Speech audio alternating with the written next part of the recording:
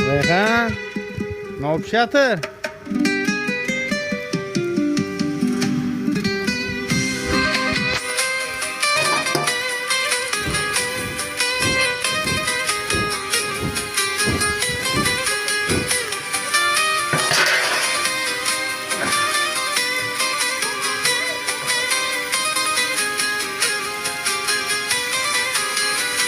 Bakıp yollara üzgün, düşündüm seni her gün.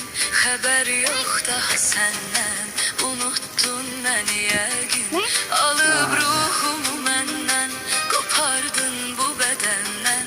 Gören sen de benim tek, darıxdın mı gedenden? Darıxdın mı gedenden? Darıxdın mı gedenden? Gören sen de benim tek, darıxdın mı gedenden?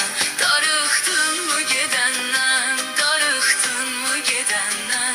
Gören sen de benim tek, darıxdın mı gedenden?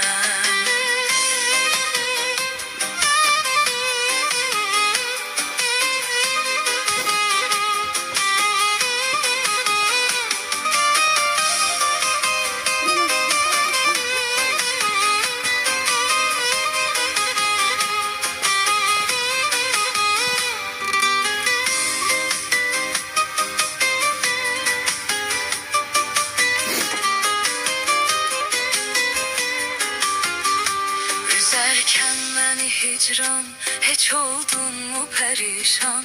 Sen ehdini unudan kes, ben esret çeken insan. Alıp ruhumu menden, kopardın bu bedenden. Gören sen de benim tek, darıxdın mı gedenden?